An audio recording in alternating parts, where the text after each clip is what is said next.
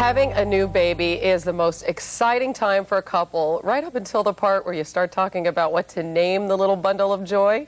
Well, Pamela Redmond Satran has co-authored 3 baby naming books, including the most recent, Cool Names for Babies. I love the title. Good morning, Pamela. Good morning. Why is this such a tough decision? It's a huge responsibility, first of all. Well, I think one of the things that makes it hard for a lot of couples is that one of you is usually a man and one of you is a woman. And that means that you have very different ideas about names. Dads might be very invested in the kind of masculine image of a name, where moms, one study said, like to give boys more androgynous names, softer names, whereas fathers with girls like the feminine names like Angelica, and moms tend to like more androgynous names like Alex. Right, more powerful names that maybe their girls can live with later. So where do you think that parents should start, first of all? Oh, it's really hard to know where to start. I think you need to both sit down separately with baby naming books, and it's a good idea to make a yes list, names you each love, as well as a no list. Why do you make a no list? Because you want to have names that you agree are going to be off the table. You're not going to spend 9 months trying to convince him, you know, Eliza really is a great name for a girl if he just hates it.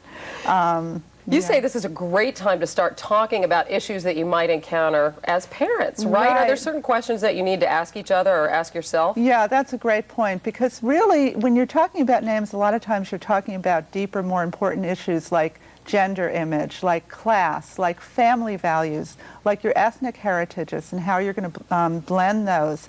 And so sometimes instead of starting with the name, you might want to kind of backtrack and say, wait a minute, why is Jack so important to you? What does that mean to you? What about compromising? Because eventually that's probably going to have to happen. I think eventually compromise can be a good idea. If you really can't agree on a name that you both love, I think you need to keep in mind that you're both, you know, parenting is a joint venture, and you're both going to be parents of this child forever. And the name can be a good place to start compromising, start coming up with solutions that may not be the first choice for each of you, but that you both can live happily with. Yeah, because parenting takes a lot of teamwork, so you might as well start with that right away. I want to take a look at the most popular names right now, beginning with girls, and there's some pretty classic names, and I see Hannah is number 4. Now, that's a family name for me. It was my grandmother, my mother, and myself, and so we named our oldest child that. That was a pretty easy decision. When you look at these names, they seem to be very classic.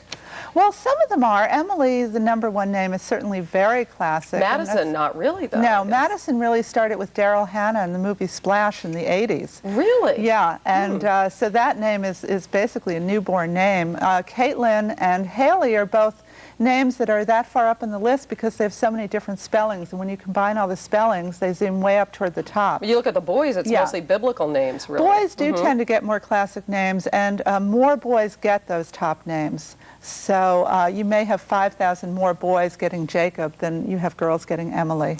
You know, you see a lot of parents sort of approach it like a style statement. Right, exactly. Right, like, yes. You know, I would think that one important thing to keep in mind is this really isn't about you. It's about a little child. So you really have to think about that. This kid is going to have kids in school call them that name, right? They're going to have to spell it. Yeah, I think especially for first-time parents, you know, pregnancy is so exciting and you're so wrapped up in that process, and that's become a huge style statement in itself. And I think you think of the name as a reflection on you and kind of lose sight of the fact that this 5-year-old and 10-year-old and 15-year-old is going to have to live with this name. All right. Thank you so much, Pamela. Thank you. We really appreciate the advice. We'll be right back with our next step in our